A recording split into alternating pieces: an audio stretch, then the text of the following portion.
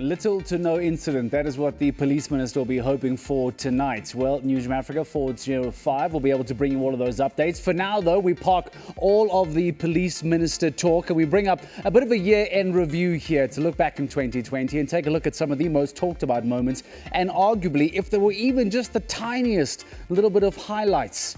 Were there, yes or no? Perhaps you have a highlight or two. I don't know if I quite have a sporting highlight for 2020. I've invited two of our reporters onto the show tonight, Philasande, Sixaba and Tumi Kgasoe, joining us live tonight as they are getting ready for their New Year's Eve party. I won't keep you for very long, guys. No, don't shake your head, Pila. Don't shake your head. I can see that both of you are prepping and getting ready. Tumi, let's start with you, please. 2020 has been an incredibly difficult year. We know this. You've covered some fantastic stories over a very difficult last 9 months. I know in particular you spent a lot of time speaking about netball, about the Telkom League as well. You spoke to Cecilia Molokwane multiple times as well. From your perspective, try and wrap up how difficult you feel 2020 was, Tumi. Well, Marc, good evening and good evening to the viewers. I think, yes, it was a very difficult sporting year, especially the fact that this pandemic came at a time that we never expected it to. A lot of sporting events cancelled. I think a lot of fans can say they miss going to the stadiums because now they can't go to stadiums. But not being able to see our sport athletes out there doing what they do based on the field, I think was the hardest part for me.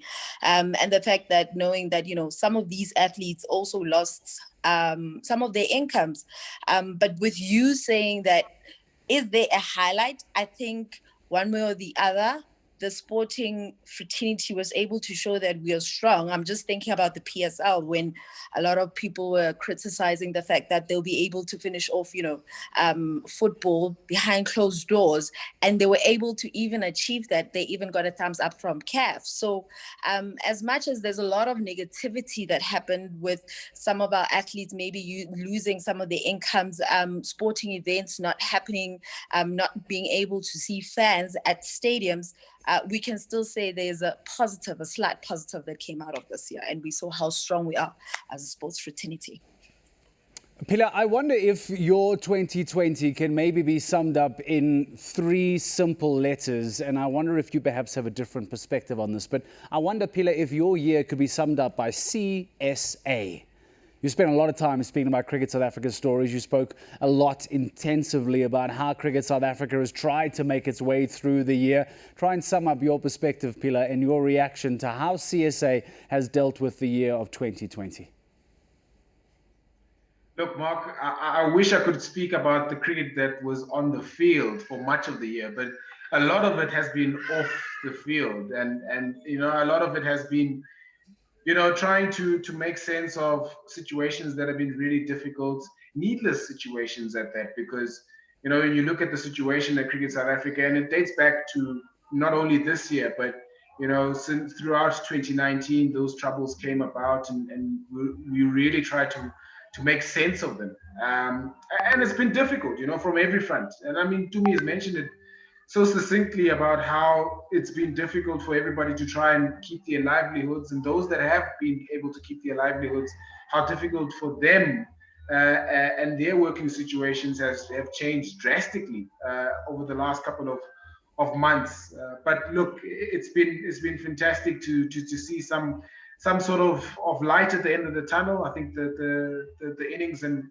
the innings victory at SuperSport Park a couple of days ago against Sri Lanka was one of those things where you can look at from a cricket point of view to say that maybe South Africa are on the rise. And I think one thing for me that stood out in terms of this sporting year was Morocco Swallows coming back into top flight football. I think that was such a fantastic story. I've interacted and engaged with so many people from Soweto, from Rockville, from the neighboring locations in Soweto where Swallows have a strong hold in, and they've been so over the moon. I remember doing a story with Rasta and going to his house and sort of trying to reminisce about some of the old days and the really glory days of Morocco Swallows.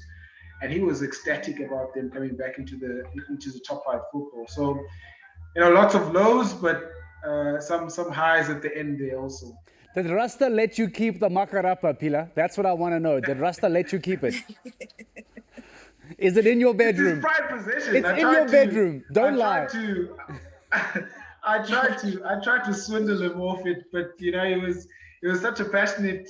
He's not even a fan; he's a supporter. This is the distinct difference between a fan and a supporter, and he's been a supporter of Morocco Swallows for such a long time that you know even some of the memorabilia in his house is starting to decay a little bit. So I think Mr. Lusufi will probably pay him a visit to give him some fresh memorabilia. But it was such a fantastic story, and it's something that really is close to my heart also, but also very much etched into my memory for 2020.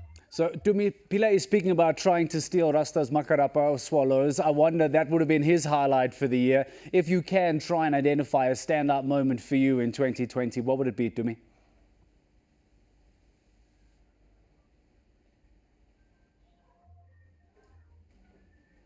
I think we may have lost Tumi. Can you hear me before we try to let you go? Tumi? All right, we seem to have lost Tumi. Pila, let me come back to you before we wrap up. Then you mentioned the Supersport Park result. It's been an outstanding comeback for South Africa, who many people were expecting that all the boardroom drama would affect the on-field play. It certainly hasn't looked to be the case. In a couple of days' time, South Africa back up against Sri Lanka. You're expecting much of the same then from the bullring? Definitely expecting much of the same, Mark, because you know they have this side really needs to get into the habit of winning and trying to break that sort of hoodoo of the boardroom politics affecting the on-field play. I thought that first test performance was fantastic. I was very impressed with some of the new guys that came into the fray in that first test. Vian Mulder. We spoke a lot about Lutho Sepamla and how he's emerged and how big a future he has in South African cricket. So I'm expecting much of the same on Sunday in that second test match.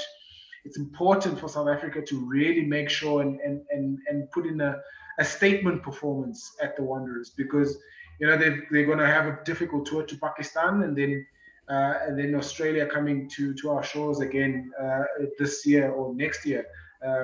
So it's important for them to really put in a big performance, and you'd imagine that it's going to be the case. They've got some really good momentum behind their backs now, but it's not going to be easy. Sri Lanka is going to make some changes.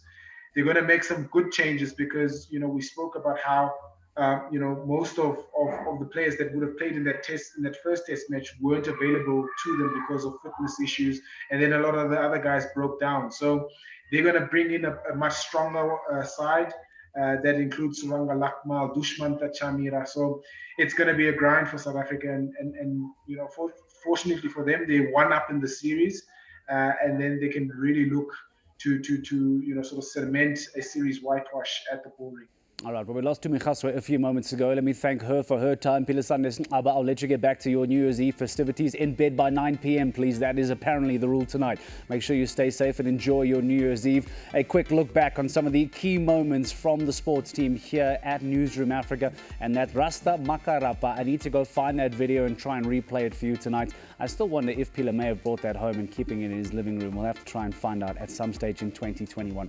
That's a wrap for the first hour of News at Prime tonight. Please do stay tuned here. 405 returns right after this.